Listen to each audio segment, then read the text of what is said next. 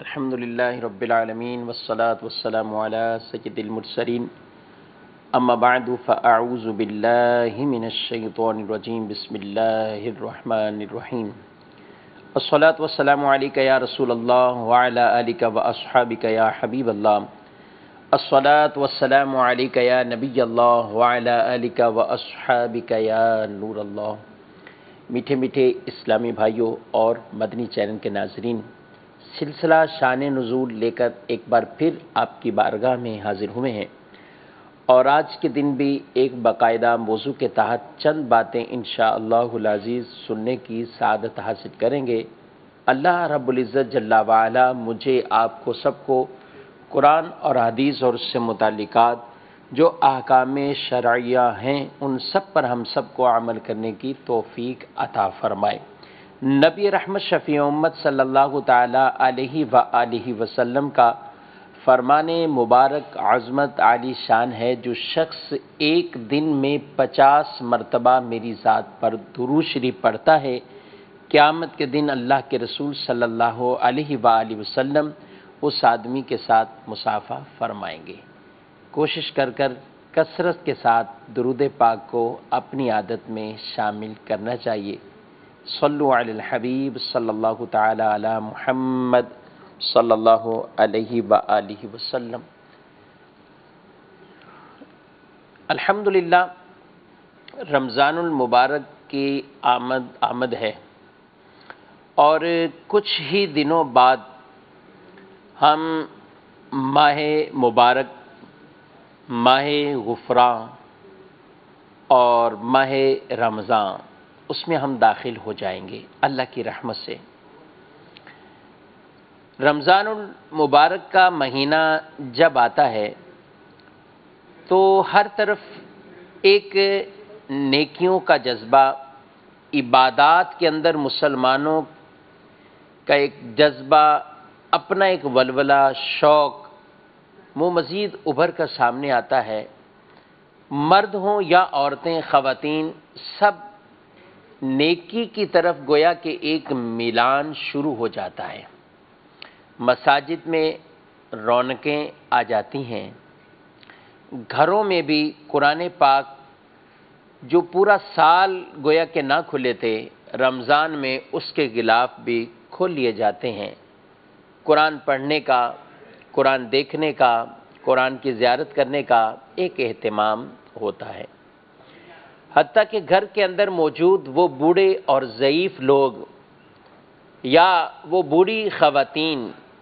جو قرآن درست طریقے سے پڑھ بھی نہیں سکتیں، وہ بھی رمضان المبارک کے مہینے میں قرآن پاک کو لے کر بیٹھ جاتی ہیں اور قرآن کو پڑھتی ہیں۔ جی ہاں ناظرین، یہ یاد رہے کہ قرآن پاک وہ مبارک اللہ کی کتاب، اللہ کا قرآن ہے کہ باوضو اگر ہم اس قرآن مجید کو چھوئیں گے تو اس کو چھونا یعنی اس کو پکڑنا، ہاتھ لگانا، یہ بھی عبادت اور ثواب ہے۔ قرآن کا دیکھنا،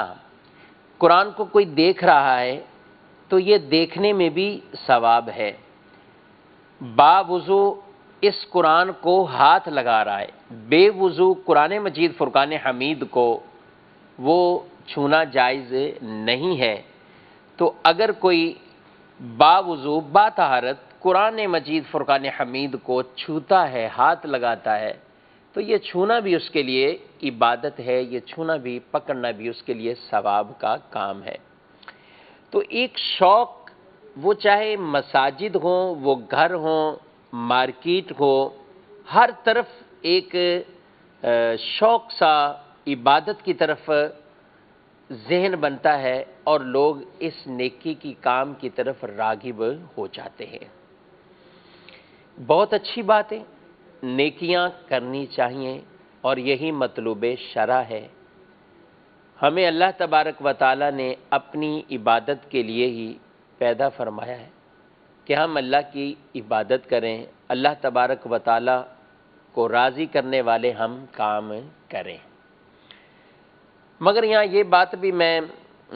عرض کرتا چلوں کہ بعض اعمال فرائض میں داخل ہوتے ہیں، اب اس نیکی کے کام پر عمل کرنا وہ فرض کے درجے پر ہے۔ مثلا نماز پڑھیں گے، روزہ رکھیں گے، زکوٰۃ کی ادائیگی کرتے ہیں، تو مسلمانوں کی ایک تعداد ہے کہ جو رمضان میں ان 3 فرائض پر تو بکثرت عمل کرتے ہیں۔ رمضان کے روزے، زکوٰتیں یا نمازیں۔ زکوٰۃ مخصوص افراد یعنی مالدار لوگ، صاحب نصاب لوگ ادا کرتے ہیں، لیکن روزے بکثرت، اس میں کوئی امیر غریب کی شرط نہیں ہے۔ نماز، اس میں کوئی امیر غریب کی شرط نہیں، یہ سارے ہی ان معاملات کو ادا کر ہی رہے ہوتے ہیں اور کرتے ہیں۔ فرائض کی ادائیگی ایک طرف، لیکن اس کے ساتھ ساتھ دیگر مستحبات اور نیکی والے کام بھی بکثرت شوق سے کیے جاتے ہیں، اچھی بات ہے۔ لیکن ایک بہت بڑا عمل کہ اپنے آپ کو گناہ سے بچانا، یہ بہت بڑی نیکی والا عمل ہے۔ گناہ اللہ کی نافرمانی والا کام ہے۔ اگر کوئی شخص فرائض پر عمل نہ کرے تو وہ اللہ تبارک و تعالی کی پکڑ اور گرفت میں آئے گا۔ اگر کوئی شخص فرائض کے علاوہ عام مستحبات یا عام نیکی کے امور کی طرف اگر وہ نہیں آتا یا اس نے عمل نہیں کیے تو ان کے اوپر اس کا گرفت نہیں ہے، پکڑ نہیں ہے، لیکن یہ محمود ہیں، یہ مطلوب ہیں شریعت کو کہ یہ کام کیے جائیں، اس کام کی طرف ہم آئیں۔ لیکن اگر بالفرض کوئی فرائض پر عمل کرے، یعنی جن چیزوں پر عمل کرنا فرض ہے اس پر عمل کرے، اور جن پر بچنا فرض ہے ان سے بچنے کا عمل کرے، تو یہ بہت بڑی نیکی کا یہی عمل ہے جس کو اپنانے کی مجھے آپ کو سب کو ضرورت ہے۔ بہت سے لوگ معاشرے میں ایسے ہیں، وہ نیکی کرتے ہیں لیکن اس نیکی کے اندر، نیکی کے کام تو ایک الگ ہیں، وہ اعمال کیے جاتے ہیں، لیکن جس جذبے کے تحت وہ نیکی کی جاتی ہے، وہ جذبے کے تحت وہ اپنے آپ کو اللہ کی نافرمانی والے کام سے بچانے میں کامیاب نہیں ہو پاتے، یا وہ ویسی کوشش نہیں کرتے جس طرح کی کوشش کرنے کا حق ہے، جس طرح کی کوشش کرنی چاہیے۔ آج ہمارا موضوع گناہ کبیرہ، یہ وہ گناہ ہیں جو آدمی کو ہلاک کر دینے والے ہیں، یہ وہ گناہ ہیں جو آدمی کو واقعی ہی تباہ کر دینے والے ہیں، یہ وہ گناہ ہیں جن کے اوپر جہنم کی وعیدوں کو بیان کیا گیا ہے، یہ وہ گناہ ہیں جو اللہ کی ناراضگی کا سبب بنتے ہیں، یہ وہ گناہ ہیں جن سے بکثرت احادیث طیبہ میں ہمیں ممانعت فرمائی گئی ہے۔ گناہ کبیرہ، ان سے تو ہر ایک کو ایسے بچنا ہے، ایسے بچنا ہے کہ جس طرح وہ عام فرائض پر عمل کر رہا ہے اور اس کی تگ و دو میں رہتا ہے، جذبے میں رہتا ہے، بڑی ایک رغبت کے ساتھ اس پر عمل کرتا ہے، اسی طرح گناہ کے کاموں سے بھی انسان کو اسی طرح غور و فکر، جذبے کے ساتھ بچنا ہے کہ یہ گناہ کا کام ہے۔ جی ہاں ناظرین، یہ بات یاد رہے کہ اگر مستحبات یا عام امور نیکی والے ہزاروں ایک طرف ہوں اور ایک گناہ کبیرہ ایک طرف ہو، تو درجے کے اندر عمل کے اعتبار سے اگر بالفرض کوئی 1000 ان پر عمل کرے اور اس کو عام وہ اہمیت نہ دے اور گناہ کبیرہ کا وہ عمل کرتا جائے تو یہ خسارے میں، یہ بہتری میں نہیں ہے، یہ اچھائی پہ نہیں ہے، یہ خسارے میں ہے، یہ ہلاکت میں ہے۔ یعنی درجے میں بڑھ کر یہی ہے کہ یہ آدمی اپنے آپ کو اس حرام کام سے بچائے۔ اس پہ فرض ہے کہ یہ اپنے آپ کو حرام کام سے بچائے۔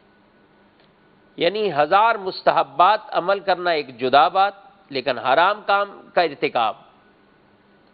تو ان دونوں کو ذرا غور کرنا چاہیے، سمجھنے کی بھی ضرورت ہے۔ بعض اوقات شیطان بھی انسان کو ایسے وساوس کے اندر مبتلا کر دیتا ہے کہ وہ آدمی کو اس طرح کے کئی مستحبات والے کام یاد دلا کر کہ تم نے فلاں بھی کام کیا، تم تو فلاں بھی کام کرتے ہو، تم تو فلاں بھی کام کرتے ہو، تو وہ آدمی اپنی نیکیوں پر ایسا فخر کرتا ہے، یا اس کو اپنی نیکیوں پر ایسا گویا کہ ایک غرور سا ہو جاتا ہے، فخر ہو جاتا ہے، میں بہت نیک ہوں، لیکن وہ گناہ کے کاموں سے اتنا بچت والی صورت اس کی نہیں ہوتی ہے۔ تو ان چیزوں کو بالکل مجھے آپ کو سب کو غور کرنے کی حاجت ہے۔ آئیے قرآن مجید فرقان حمید سے اللہ کا پیارا کلام سنتے ہیں۔ اللہ تعالیٰ نے گناہوں کے بارے میں اور بالخصوص گناہ کبیرہ کے بارے میں ہمیں کیا ارشاد فرمایا۔ بسم اللہ الرحمن الرحیم۔ رب کعبہ کا ارشاد ہے، ان تجتنبوا کبائر ما تنہون عنہ نکفر عنکم سیئاتکم وندخلکم مدخلا کریما۔ کیا پیارا کلام ہے کہ اگر بچتے رہو کبیرہ گناہوں سے، ان تجتنبوا کبائر ما تنہون عنہ نکفر عنکم سیئاتکم وندخلکم مدخلا کریما، اگر بچتے رہو گناہ کبیرہ سے، کبیرہ گناہوں سے بچتے رہو جن سے تمہیں منع کیا جاتا ہے، تو ہم تمہارے دوسرے گناہ بخش دیں گے اور تمہیں عزت کی جگہ داخل کر دیں گے۔ اگر تم کبیرہ گناہوں سے، بڑے بڑے گناہوں سے بچو، بڑے بڑے گناہوں سے بچو جن سے تمہیں منع کیا جاتا ہے، تو اللہ چھوٹے گناہوں کو معاف فرما دے گا۔ اللہ تعالیٰ دوسرے گناہوں کو معاف فرما دے گا، لیکن شرط یہ ہے کہ اگر ان سے تم بچتے رہو، اور تمہیں عزت کی جگہ میں داخل فرمائے گا۔ وہ عزت کی جگہ میں داخل کرنے کا اللہ تعالیٰ نے یہاں پر وعدہ ارشاد فرمایا ہے۔ یہاں پہ گناہ کبیرہ بیان کیا گیا۔ گناہ کبیرہ کسے کہتے ہیں؟ اس کی تعریف بھی سنتے ہیں۔ وہ گناہ جس کا مرتکب قرآن سنت میں بیان کی گئی کسی خاص سخت وعید کا مستحق ہو رہا ہو، یعنی قرآن میں اس کی وعید کوئی بیان کی گئی ہو، یا احادیث طیبہ میں اس کی کوئی وعید بیان کی گئی ہو، تو یہ اس کا ارتکاب کرنے والا، اس کا مرتکب، وہ اس کا حقدار بن رہا ہو،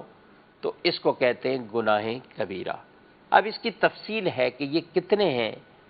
اس کو 7 بھی بیان کیا گیا، 10 بھی بیان کیا گیا، 17 بھی بیان کیے گئے، 40 بھی بیان کیے گئے، یہاں تک کہ مختلف اس کی تعداد بیان کرتے ہوئے 700 تک کا بھی ذکر کیا گیا کہ اتنے گناہ کبیرہ ہیں۔ اللہ اکبر، یعنی ان کی تعداد کو مختلف انداز سے بیان کیا گیا۔ لیکن عام طور پر بالخصوص علماء نے بعض ایسے بدی اور موٹے موٹے وہ کام جو ایک عام لوگوں میں پائے جاتے ہیں، جس کا تذکرہ کرنے سے انسان سمجھ جائے کہ وہ کون سا گناہ ہے، ان کو بطور خاص بھی انہوں نے بیان کیا اور ان کو اپنی کتابوں میں لکھا، اور اس کے لیے الگ الگ علماء کرام کی کتابیں بھی موجود ہیں جن میں ان کے ایک ایک گناہ کی مذمت کو بیان کیا گیا۔ مکتبۃ المدینہ سے بھی ایک کتاب اس کی شائع ہو چکی ہے، جہنم میں لے جانے والے اعمال۔ ان کے اندر بھی گناہ کبیرہ کا بیان ہے کہ جن میں نہ صرف بیان بلکہ اس کے ساتھ ساتھ ان چیزوں کی مذمت کو قرآن اور حدیث میں ان کی کیا مذمتیں وارد ہوئی ہیں ان کا تذکرہ بھی اس کے اندر موجود ہے۔ یہاں پر ایک حدیث پاک میں بیان کرتا ہوں، دارقطنی کی یہ حدیث ہے، رسول مکرم صلی اللہ تعالی علیہ وآلہ وسلم نے آپ نے ارشاد فرمایا کہ اللہ نے کچھ فرائض مقرر فرمائے ہیں، لہذا تم انہیں ہرگز ضائع نہ کرو، اور کچھ چیزیں حرام کی ہیں انہیں ہرگز ہلکا نہ جانو، کچھ حدیں قائم کی ہیں ان سے ہرگز تم تجاوز نہ کرو، اور اس نے تم پر رحمت فرماتے ہوئے جان بوجھ کر کچھ چیزوں کے متعلق کچھ نہیں فرمایا تو ان کی تم جستجو نہ کرو۔ ان کے بارے میں سوال کرنے کی بھی ممانعت آئی، یعنی کچھ چیزیں حد مقرر کر دی، کچھ فرائض ہیں ان پر عمل کرو، کچھ چیزوں سے منع کر دیا، حرام قرار دے دیا، انہیں ہلکا مت جانو، یہ بیان کر دیا۔ یاد رکھیے مدنی چینل کے ناظرین، ایک حدیث مبارک ہے اور واقعی ایسی حدیث پاک ہے کہ آج ہم میں سے بہت سے لوگ اس چیز کا شکوہ اور شکایت کرتے نظر آتے ہیں کہ شاید میرے دل پر نیکی کی بات اثر نہیں کرتی، میرے دل پر اچھائی کی بات اثر نہیں کرتی، مجھے عبادت میں وہ لذت نہیں ملتی، عبادت میں جو لذت آنی چاہیے، روحانیت آنی چاہیے وہ نہیں ہے، اس کی کیا وجہ ہو سکتی ہے، یہ غور کرنا چاہیے۔ اور حدیث پاک ملاحظہ کریں، نبی رحمت صلی اللہ علیہ وآلہ وسلم نے یہاں پر ایک بات ارشاد فرمائی کہ جب بندہ کوئی گناہ کرتا ہے تو اس کے دل پر ایک سیاہ نقطہ لگ جاتا ہے، اور وہ سیاہ نقطہ ایسا جو اس کے دل پر لگا دیا جاتا ہے، جب اس گناہ سے باز آ جاتا ہے اور توبہ اور استغفار کر لیتا ہے تو اس کا دل صاف ہو جاتا ہے، اس کا دل صاف شفاف کر دیا جاتا ہے۔ وہ پھر گناہ کرتا ہے تو وہ نقطہ پھر بڑھ جاتا ہے، اور یہاں تک کہ وہ گناہ میں مبتلا ایسا رہے کہ وہ نقطہ بڑھتے بڑھتے بڑھتے بڑھتے اس کا پورا دل ہی سیاہ ہو جاتا ہے، اور جب دل ہی کالا ہو جائے، جب دل ہی سیاہ ہو جائے، پھر نیکی کی باتیں اثر نہیں کرتی، پھر عبادت میں وہ طمانینت نہیں ملتی، پھر عبادت میں وہ سکون میسر نہیں آتا، وہ روحانیت بھی نہیں ملتی، کیونکہ دل کی سیاہی نے دل کو ڈھانپ لیا ہے، اور دل وہ جگہ تھی، دل وہ مقام تھا کہ جس جگہ پر، جس مقام پر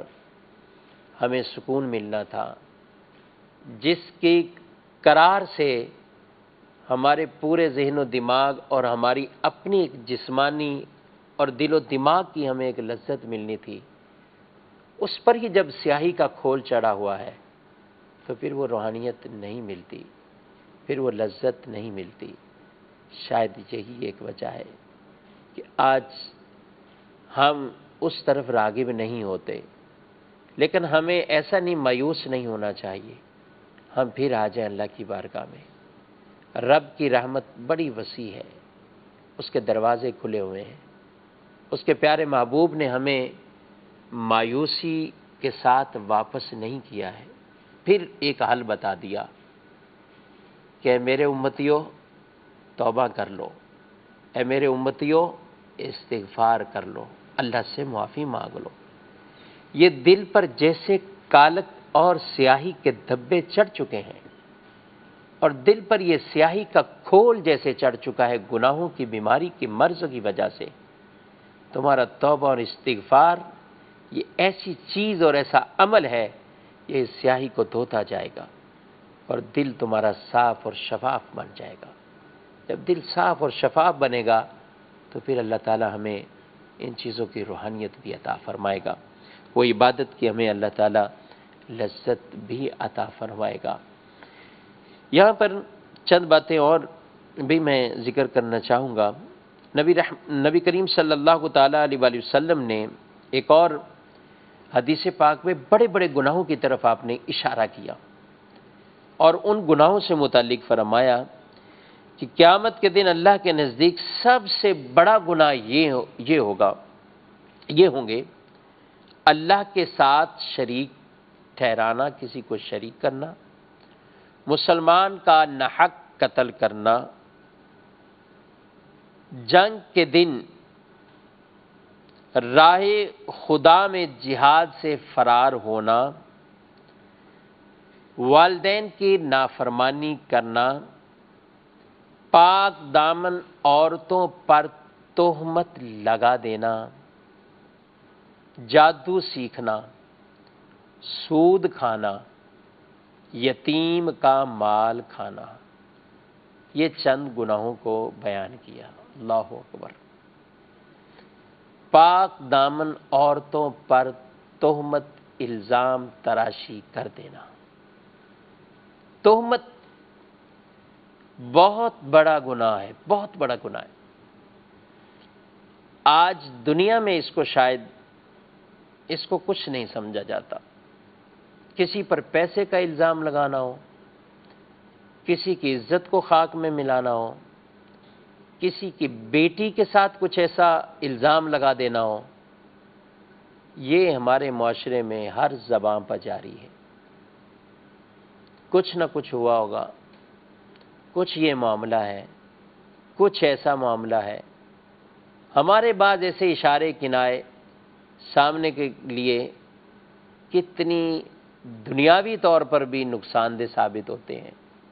لیکن ہم نہیں جانتے کہ ہم کتنے بڑے گناہ کے اندر مبتلا ہو رہے ہیں۔ والدین کی نافرمانی کرنا، سود کھانا، اور یتیم کا مال، کیونکہ یتیم بچہ جو ہے وہ اپنا مال لینے پر قادر نہیں ہوتا۔ یتیم کے مال کو بڑا واضح بیان کیا حدیثوں میں، قرآن میں بھی یہاں تک اس کو بیان کیا۔ ان الذین یأکلون اموال الیتامی انما یأکلون فی بطونہم نارا، جو یتیموں کا مال کھاتے ہیں اپنے پیٹ میں آگ بھرتے ہیں، وہ آگ کھاتے ہیں۔ ایسا بیان کیا گیا اس کو بعد کہ یہ آج ان کو بچہ سمجھ کر ان کی جائیدادوں پر قبضے نہ کرو۔ بھائی فوت ہو جائیں تو بعض ایسے بچوں کے چچا تایا وہ ایسے غالب آ جاتے ہیں اپنے بھتیجوں پر کہ وہ ان کو غلام ایسا بنا لیتے ہیں، جائیداد پر ایسے قابض ہو جاتے ہیں، دکانوں پر ایسے قابض ہو جاتے ہیں، اور پوری پراپرٹی پر ایسے قابض ہو جاتے ہیں۔ بچے تو کچھ نہیں بول سکتے تھے جب وہ یتیم ہیں نابالغی کی عمر میں، لیکن جب یہی یتیم بڑا ہوتا ہے تو اس وقت تک وہ سارے قانونی تقاضے انہوں نے دنیاوی طور پر اپنے پورے کر لیے ہیں، اور اب وہ بیچارہ مانگ بھی نہیں سکتا، سوال بھی نہیں کر سکتا، لیکن دنیا میں ہم اسے دھتکار دیں گے، آخرت کی عدالت میں ہمیں اس کا جواب دینا ہوگا، اور اللہ کی عدالت میں قیامت کے دن جواب دینا بہت مشکل ہو جائے گا۔ چند گناہوں کا میں ذکر کرتا ہوں، یہاں اس سے ہمیں فائدہ ملے گا کہ کن کاموں سے ہمیں بچنا چاہیے، چند گناہوں کا، اور تاکہ ہم ان سے اپنے آپ کو بچانے میں کامیاب ہو جائیں۔ کبیرہ گناہوں میں سے ایک گناہ اللہ کے ساتھ کسی کو شریک ٹھہرانا، ریاکاری کرنا، کینہ، حسد، تکبر، خود پسندی میں مبتلا ہونا، تکبر کی وجہ سے مخلوق کو حقیر جاننا، بدگمانی کرنا، دھوکہ دینا، لالچ، حرص، نیکی کرنے پر تعریف کا طلبگار ہونا، تنگ دستی کی وجہ سے فقراء کا مذاق اڑانا، تقدیر پر ناراض ہونا، گناہ پر خوش ہونا۔ اللہ اکبر! گناہ کیا اس پر خوش ہونا، گناہ پر اصرار کرنا، جان بوجھ کر نماز چھوڑ دینا، جان بوجھ کر نماز چھوڑ دینا، مخصوص ایام میں اہلیہ بیوی سے صحبت کرنا، صف کو سیدھا نہ کرنا، نماز میں امام سے سبقت لے جانا، زکوٰۃ ادا نہ کرنا، رمضان کا کوئی روزہ چھوڑ دینا، عورتوں کا باریک لباس پہننا،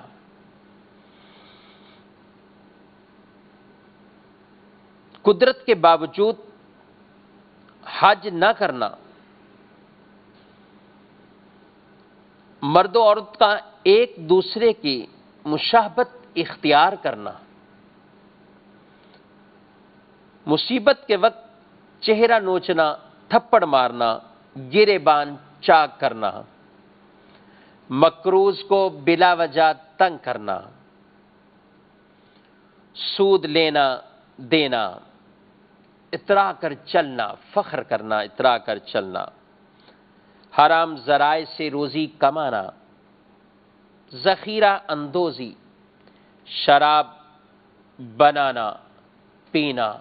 بیچنا، ناپ تول میں کمی کرنا، یتیم کا مال کھانا، گناہ کے کام میں مال خرچ کرنا، مشترکہ کاروبار پارٹنرشپ میں اپنے شریک کے ساتھ خیانت کرنا، غیر کے مال پر ظلماً قابض ہو جانا، تنخواہ اجرت دینے میں تاخیر کرنا، امانت میں خیانت کرنا۔ یہ چند ایسے چیدہ چند گناہوں کا ذکر کیا، لیکن ان میں ایسی چیزیں بعض ہیں جن میں ہمارے مسلمانوں کی ایک تعداد ہے جنہیں علم ہی نہیں ہے، پتہ ہی نہیں اس بارے میں۔ افسوس سے کہنا پڑتا ہے ان کو پتہ ہی نہیں کہ یہ گناہ کا کام ہے۔ تو جب پتہ ہی نہیں ہے تو اس سے بچیں گے کیسے؟ تو آدمی کو ان چیزوں کا علم ہونا بھی ضروری ہے تاکہ وہ گناہ کے کاموں سے بچ سکے۔ مدنی چینل کے ناظرین، آج کا یہ موضوع کا چناؤ اور انتخاب کرنے کا مقصد یہ تھا کہ جہاں رمضان سے پہلے ہم اتنی چیزوں کی تیاری کرتے ہیں کہ ہم نے رمضان میں ایسے داخل ہونا ہے کہ اپنے آپ کو تراویح کے لیے تیار کرنا ہے، روزے رکھنا، قرآن کا ایک ہدف بنانا، درود شریف پڑھنا، صدقات دینا، نیکی کے کام کرنا،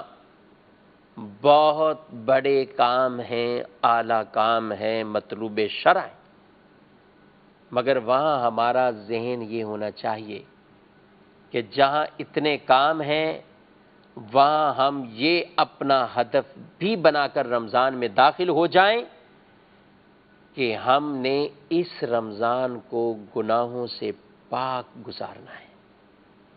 گناہوں سے پاک گزارنا ہے، گناہ کر کے نہیں گزارنا، گناہوں والے کاموں میں رمضان کو نہیں گزارنا۔ نیکی کے کام اپنی جگہ، اور نیکی کے کاموں کے ساتھ ساتھ گناہ بھی اگر چلتے رہے تو پھر یہ دل کی کالک اور دل کی سیاہی اور دل کے دھبے یہ بڑھتے جائیں گے، یہ کم نہیں ہوں گے، یہ بڑھتے جائیں گے۔ ان کو دھونے اور صفائی کا طریقہ توبہ اور استغفار ہے۔ یاد رکھیں، ایک حدیث مبارک ہے، نبی پاک صلی اللہ تعالیٰ علیہ وآلہ وسلم نے ارشاد فرمایا، میری امت ذلیل و رسوا نہ ہوگی جب تک وہ ماہ رمضان کا حق ادا کرتی رہے گی۔ عرض کی گئی، یا رسول اللہ صلی اللہ علیہ وآلہ وسلم، رمضان کے حق کو ضائع کرنے کے بارے میں اور ان کا ذلیل و رسوا ہونا یہ کیا ہے؟ یعنی اس کا کیا مطلب ہے؟ تو ارشاد فرمایا، اس ماہ میں ان کا حرام کاموں میں پڑ جانا، حرام کاموں کا کرنا ہے۔ پھر ارشاد فرمایا جس نے اس ماہ میں بدکاری کی یا شراب پی تو اگلے رمضان تک اللہ اور جتنے آسمانی فرشتے ہیں سب اس پر لعنت کرتے ہیں۔ اللہ اکبر۔ بس اگر یہ شخص اگلے رمضان کو پانے سے پہلے ہی اگر مر گیا تو اس کے پاس کوئی ایسی نیکی نہ ہوگی جو اسے جہنم کی آگ سے بچا سکے۔ پھر ارشاد فرمایا پس تم اب ماہ رمضان کے معاملے میں ڈرو، کیونکہ جس طرح اس ماہ میں اور مہینوں کے مقابلے میں نیکیاں بڑھا دی جاتی ہیں اسی طرح گناہوں کا بھی معاملہ ہے۔ تو اس مہینے سے اللہ سے ڈرتے ہوئے کہ ہم نافرمانی سے بچ کر، گناہ کبیرہ سے بچ کر، صغیرہ سے بھی بچ کر اس طرح ہم رمضان میں داخل ہوں گے کہ نیکی والے اعمال تو بچا لائیں گے لیکن گناہوں میں پڑ کر اپنے روزوں کو اور رمضان کے تقدس کو ہم ہرگز پامال نہیں کریں گے، اس کے حق کو ہم ادا کرنے کی کوشش کریں گے۔ اللہ رب العزت جل وعلا مجھے اور آپ کو سب کو، مدنی چینل کے تمام ناظرین کو، مرد و خواتین کو ان باتوں پر عمل کرنے کی توفیق عطا فرمائے۔ دیکھتے رہیے مدنی چینل اور سیکھتے رہیے نبی پاک صلی اللہ علیہ وسلم کی پیاری پیاری سنت مبارکہ، احکام شرعیہ۔ اللہ تعالیٰ عمل کی توفیق عطا فرمائے، آمین بجاہ النبی الامین صلی اللہ تعالیٰ علیہ وآلہ وسلم۔ صلو علی الحبیب صلی اللہ تعالیٰ علیہ وسلم۔